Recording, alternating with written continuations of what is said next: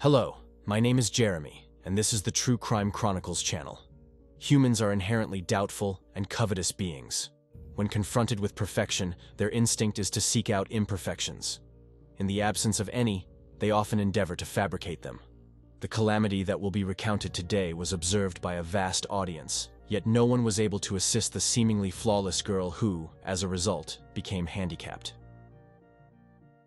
Tsinghua University, often referred to as the Chinese Harvard, was hosting a distinguished performance in partnership with the Beijing Symphony Orchestra. This event held significant prominence.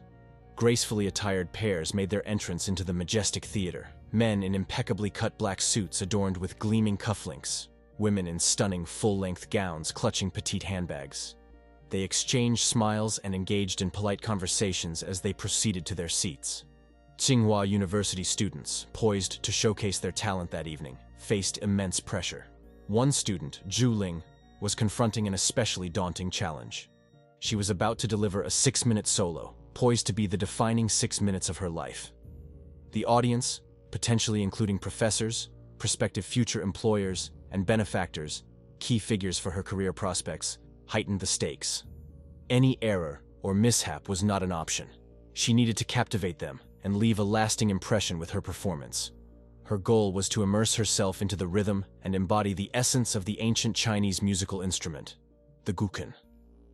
Revered as the instrument of the wise and favored by the literati and intellectuals, those who mastered it were invariably seen as genteel and perceptive. The guqin, a symbol of prestige, boasts a rich history. One of these venerable instruments from the Song dynasty fetched $22 million, ranking it among the most valuable. To soothe Ling, numerous friends positioned themselves near the stage, their anxiety nearly matching hers, having witnessed all she had endured over the past 2 months for this moment. Zhu Ling's entire existence, up to this point, had been devoted to these 6 minutes. She had almost jeopardized her well-being for this event. Her nerves were so frayed that in the 3 days preceding her solo, she scarcely consumed any food. Stress-induced stomach pains plagued her. Sleep was elusive, making it hard for her to keep her eyes open, and her sight was beginning to blur. Finally, Zhu Ling ascended the stage, greeted the audience with a bow, sat down, and commenced playing the guqin. In the initial moments, her friends were holding their breath, but soon the tension eased, and they found themselves enveloped in the music. Zhu Ling's stage presence that evening betrayed no sign of her nerves. She seemed to become one with the melody. Her hands glided effortlessly, coaxing out exquisite sounds that resonated throughout the theater. Some of her friends were even brought to tears.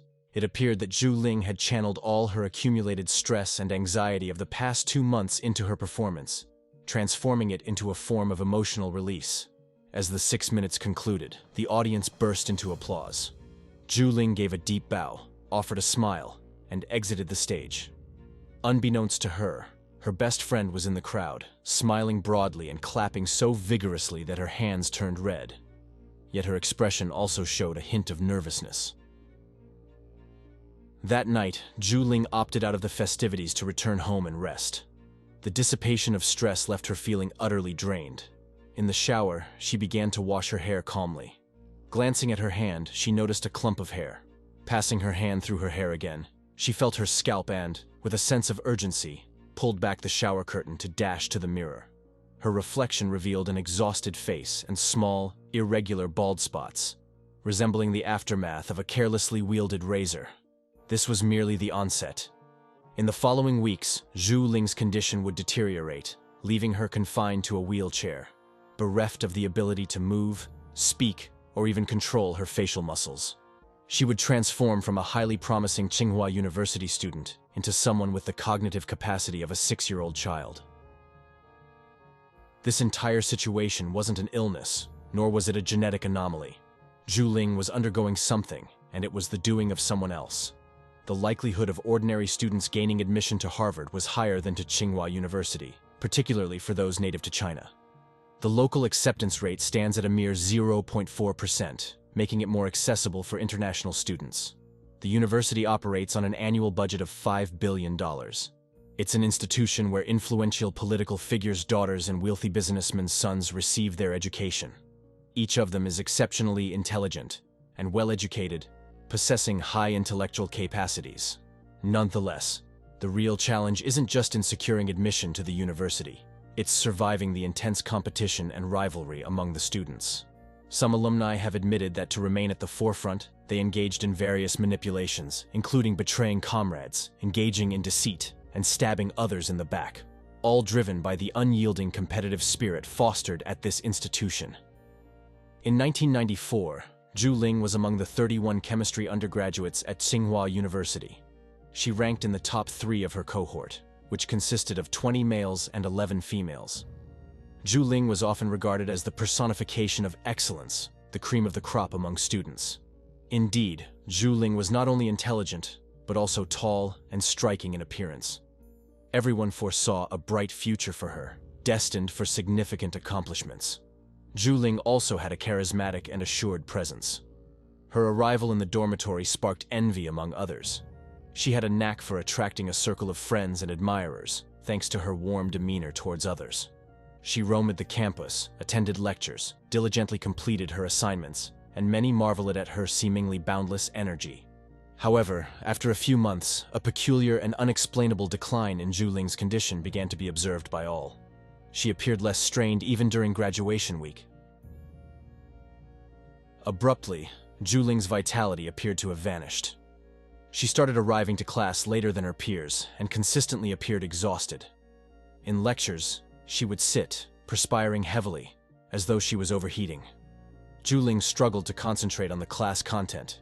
She was plagued by severe stomach pain, leading many, including her instructors, to believe it was stress-related.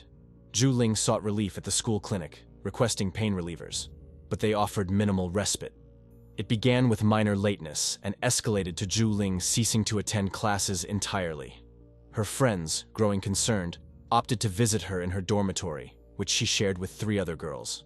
They discovered her in bed, shivering and moaning in agony, with clumps of her dark hair scattered on the pillow. Alarmed, her classmates encouraged her to consult a physician, but Zhu Ling dismissed their concerns, insisting she was merely stressed and would return to her classes the next day, assuring everything would normalize. By the semester's end, the once impeccable Zhu Ling was unrecognizable. Her complexion had turned ghostly pale, her lips tinted a purplish shade. She resembled a specter haunting the campus. Her movements were sluggish, each step seemingly inflicting excruciating pain. Most of her hair had shed, leaving her nearly bald, compelling her to consistently wear something on her head for concealment. Occasionally, Zhu Ling's vision would blur, leading to temporary blindness for hours at a time. Various hypotheses about Zhu Ling's deteriorating condition spread across the campus. There were conjectures that her symptoms were due to a range of illnesses. Some thought it might be cancer or alopecia, known for causing hair loss, or perhaps an autoimmune disorder. Yet, more ominous speculations emerged among students. They linked Zhu Ling's decline to stress stemming from a dispute with her close friend, Sunny. The change in Zhu Ling seemed to coincide with their falling out. After Zhu Ling missed an orchestra rehearsal for a challenging piece, Sunny falsely told the instructor that Zhu Ling had skipped because she felt too skilled, implying the others needed to reach her level first. The realization of such maliciousness in the real world was a tough pill for Zhu Ling to swallow. Others in the university had entirely different takes. Being a chemistry student, some suggested Zhu Ling was engaged in clandestine experiments, aiming to make a breakthrough. But would an overly driven student risk harming herself? Bai Jizhen, a peer from Peking University and Zhu Ling's friend since middle school, decided to visit her in the hospital, armed with a fruit basket. However, upon entering her hospital room, Bai was shocked. His immediate reaction was to flee, not out of fear of infection or unkindness, but from the shock of seeing his classmate in such a dire state. He couldn't fathom how a vibrant 20-year-old could transform into a mere shadow of herself so rapidly. What illness could rob Zhu Ling of everything she had strived for? The medical team was baffled by her condition. Just months before, Zhu Ling was in peak health, but now she lay there, barely clothed, almost hairless, hooked up to multiple machines, with a tube protruding from her nose, her mouth agape in a silent cry, her body convulsing, her face partially paralyzed, and her eyes wide and desperate, as though pleading for salvation. The sight was harrowing. Even the slightest touch brought her excruciating pain and provoked more erratic movements. It appeared that even the fabric of her hospital gown was torturing her. Bei sensed his friend's silent plea for help. He read the unspoken message in her eyes, a look he'd never forget. So, he did what he could.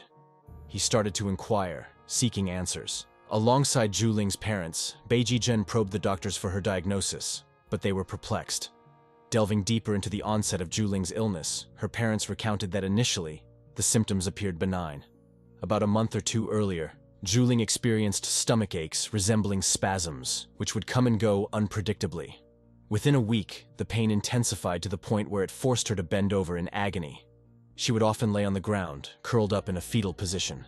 Her initial remedy involved consuming copious amounts of Chinese herbal tea. Yet, the pain escalated, eventually causing her to lose consciousness. Zhu Ling, burdened by her demanding university schedule, delayed seeking medical attention, hoping the symptoms would subside.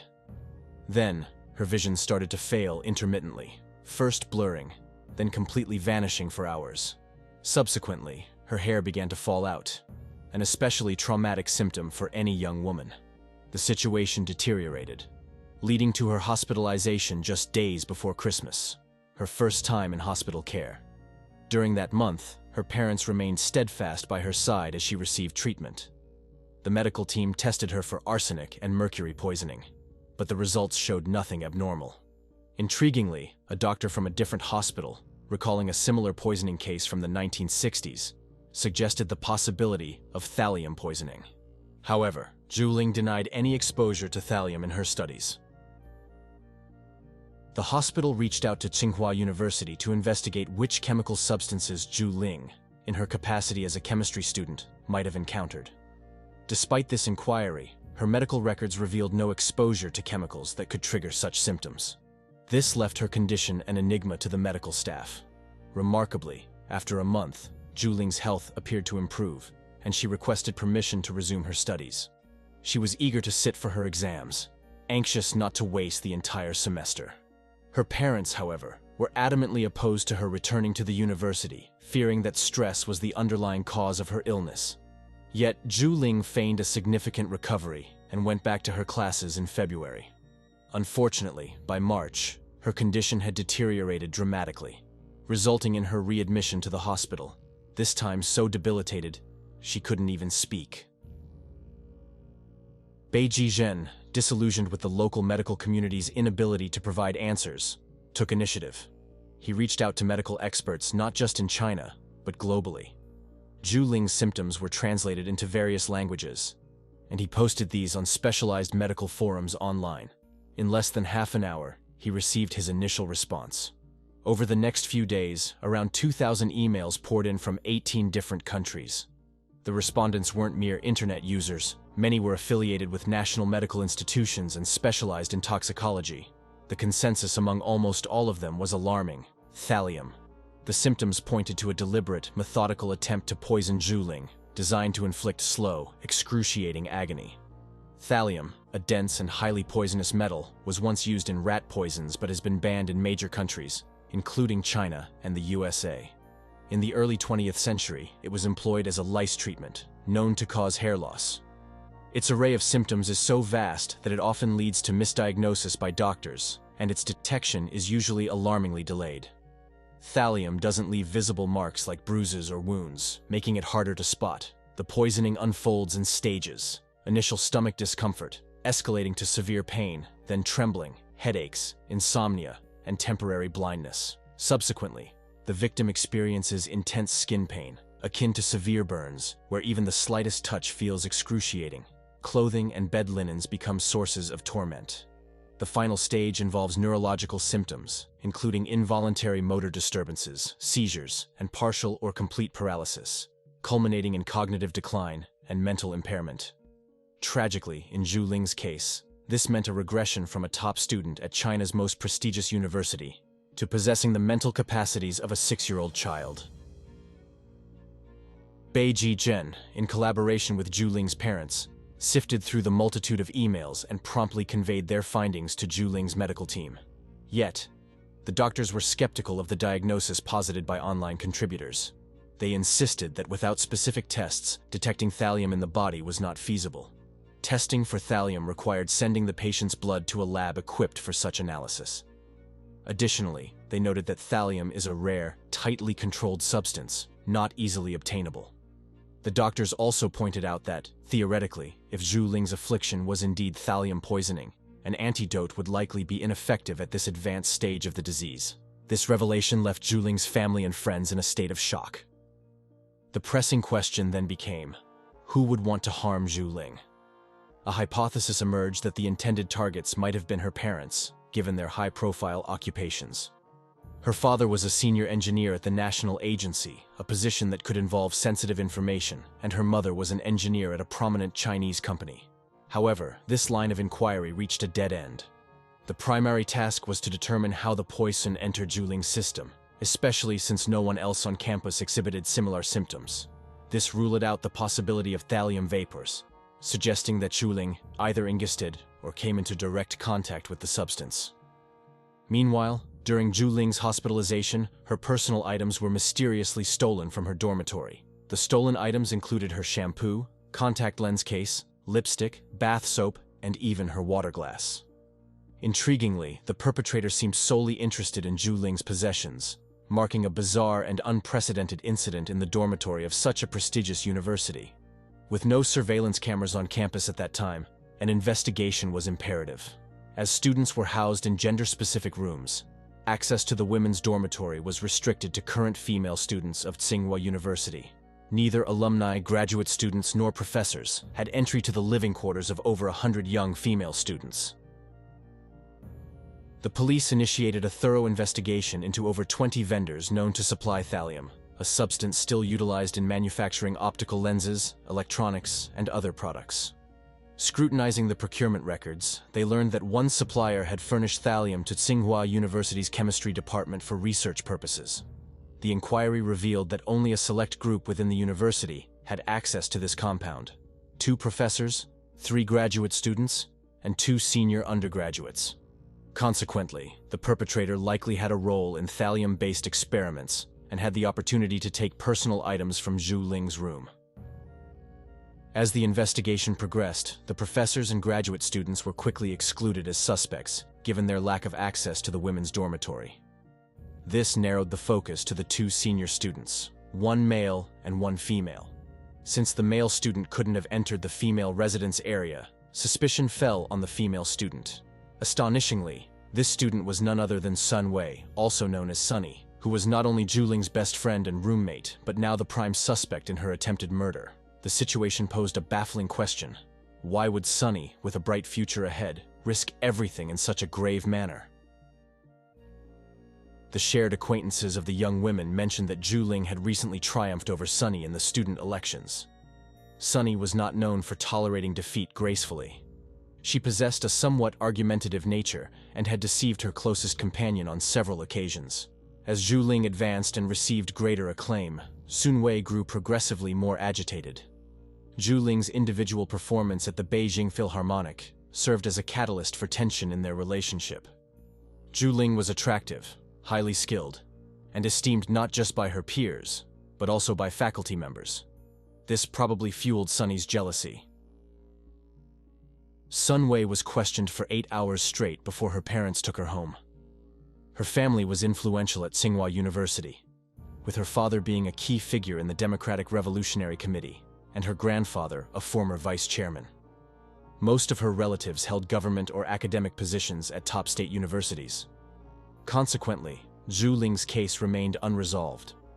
Sun Wei maintained her innocence, claiming the police had absolved her of suspicion. Nevertheless, she legally changed her name and birth date, married an American, and moved to the US, living without constraints. Meanwhile, Ling's diagnosis came too late. It was ultimately confirmed that thallium caused her mysterious illness. By the time it was detected, the thallium levels in her body were extraordinarily high. The antidote, Prussian blue, was ineffective due to the advanced stage of poisoning. Ling was declared permanently disabled, with irreversible nerve damage. She now has a child's mental capacity, facial paralysis, and is bound to a wheelchair. Later, Ling's family received $14,000 from the hospital for misdiagnosis and mishandling. The case's closure by the police, done quietly without notifying the family, added to the tragedy and suspicions. Zhu Ling lived to be 50 years old and died. Her parents were glad that in this state she could live so long. But the criminal was never punished. If you like this story, subscribe to the channel so you don't miss new videos.